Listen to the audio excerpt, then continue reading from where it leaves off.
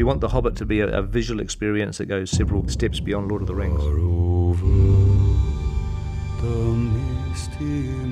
Fans of The Hobbit, they're going to get so much more.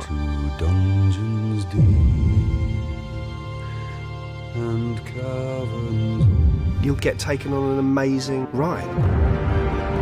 So, this is The Hobbit. I cannot guarantee his safety. Understood.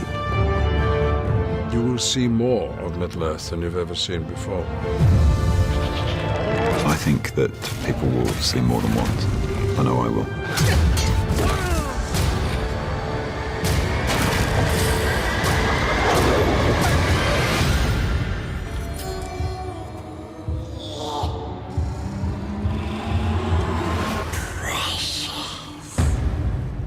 When we made The Lord of the Rings, I was absolutely sure that that was going to be a once-in-a-lifetime experience.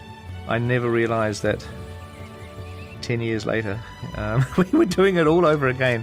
We actually shot for 266 days on The Hobbit, which was exactly the same number of days that we shot on The Lord of the Rings. So I've sort of done the once-in-a-lifetime experience twice, but not a third time. There won't be a third time. It was a little bit like returning to summer camp. You know, so many of the people who were part of the first journey are part of this journey. It's all coming back to me. It was extraordinary coming back onto set with those same people. You looked around at all the faces in the crew and thought, here we go. The same creative talent. 20 or 30 of the most senior people were Lord of the Rings veterans. What a Who would have treat. thought it would ever have happened again? I know. To have a chance to return, pop the wig on and the feet on, it kind of feels like I've stepped into a time machine. And I get to meet all of these other actors who are coming along for the real long journey and sort of seeing in them a little bit what we felt like when we started.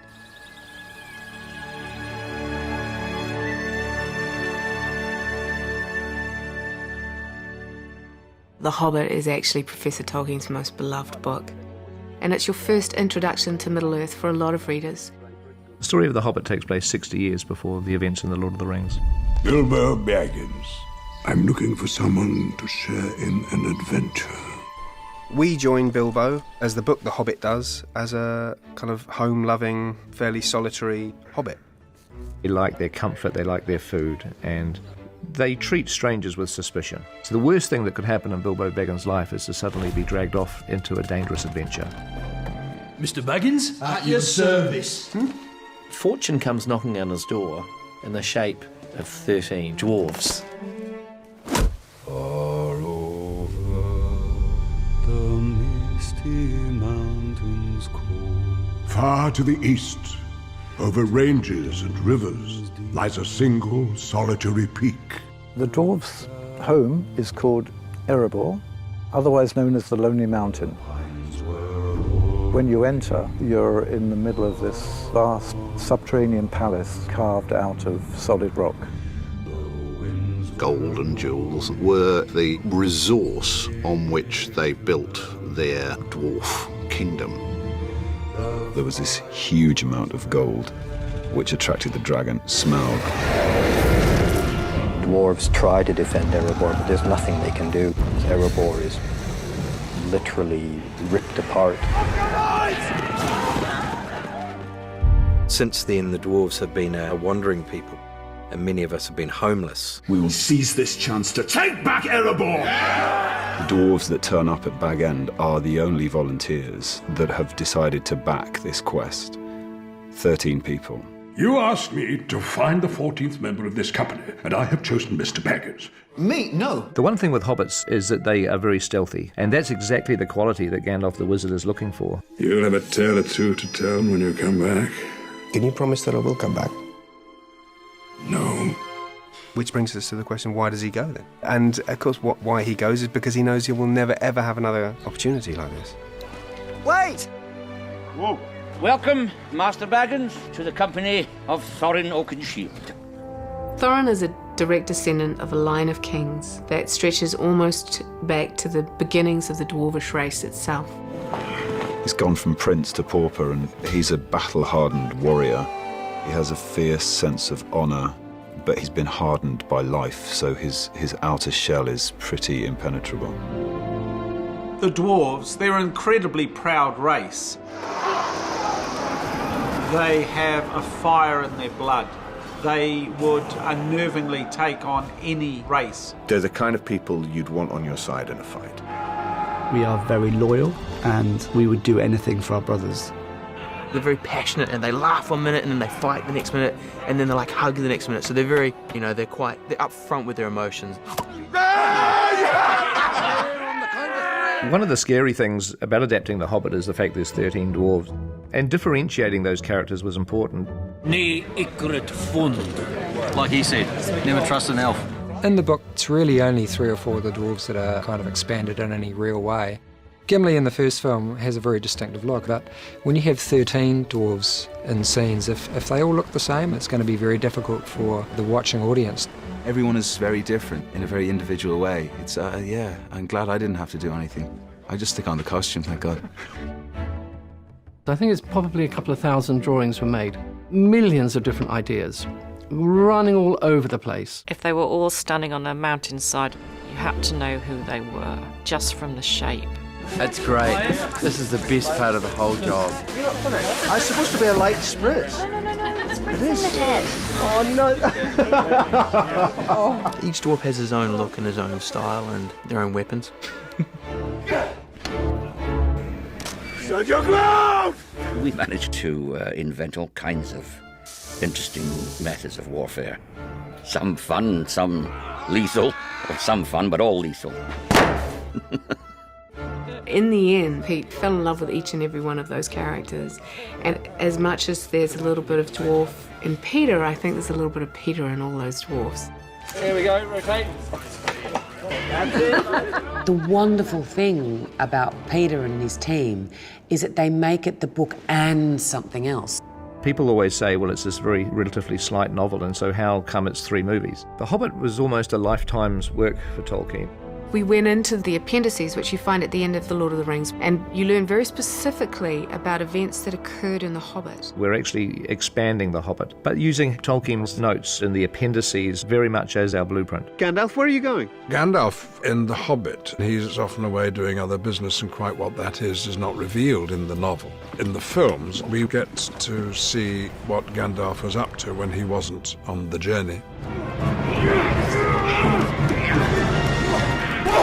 Tolkien, he created a whole world, the different creatures or people who live in that world, and real history stretching back thousands of years. There's going to be some new characters that are part of Tolkien's story that people haven't thought about. The dark part has found a way back into the world. Excitement looms. Well, Radagast is a wizard. One of the 5. We know that he's an animal-loving, forest-dwelling wizard. Your mind instantly goes to a ragged hermit-type figure. But he loves the animals and the birds in the bushes. I'll draw them off! Go! Oh, dear, oh, dear. Radagast, he's all here in his heart. It's not perhaps quite all there.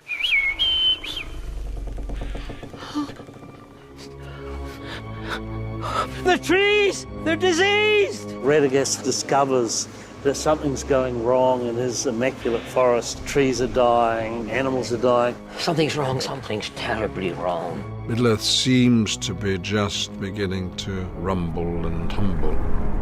For 400 years, we have lived in peace. Are we at peace? Orcs attacked us on the road. As part of the expanded Middle-earth universe, Tolkien came up with the idea of the White Council, which is the United Nations of Middle-earth to some degree. Gandalf, Elrond, Galadriel, Saruman, they play a role in illuminating those sort of broader political landscape. The White Council. They represent enormous power. There's suspicion amongst all of them that there's this building power of evil getting stronger and stronger. It has to be more than just the dwarves' quest, because their quest is being affected by Middle-earth events and the rise of evil. Seeds being planted for what eventually becomes the time period that we meet in Lord of the Rings, that lead to the great fight for Middle-earth. If you watch then this suite of films in their entirety, it's wonderful that Peter's able to weave those subtle connections between the films.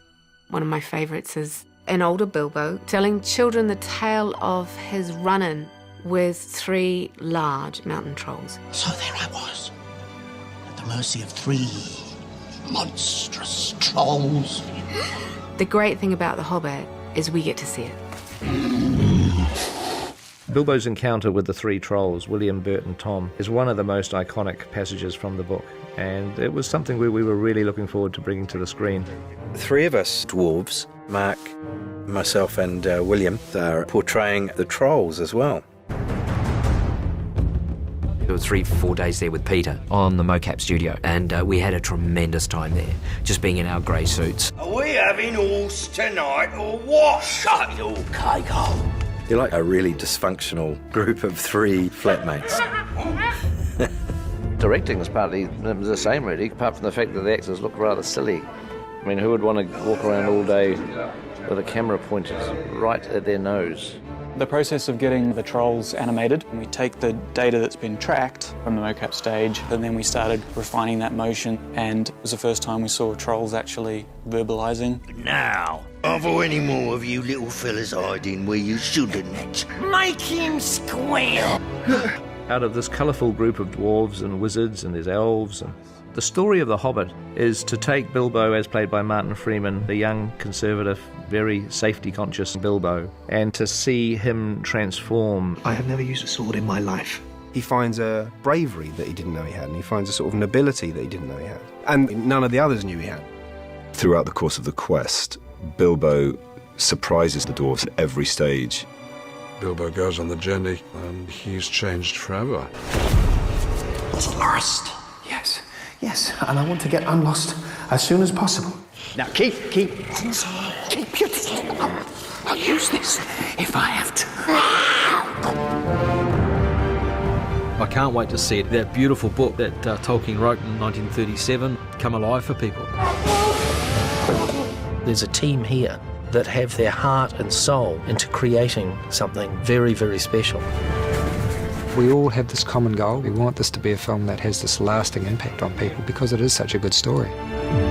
Whatever age you are, trying to remember the sense of awe you had as a child. Hopefully you will leave with that awe firmly in place. It's magic, pure magic, and you believe it. Going back to Middle-earth, probably for the last time on the big screen, is going to be a huge thrill. For the fans, these films are a return to a world that is both familiar but also entirely unexpected. I'm going on an adventure! Step into the world, step into Middle-earth, come on this adventure with us.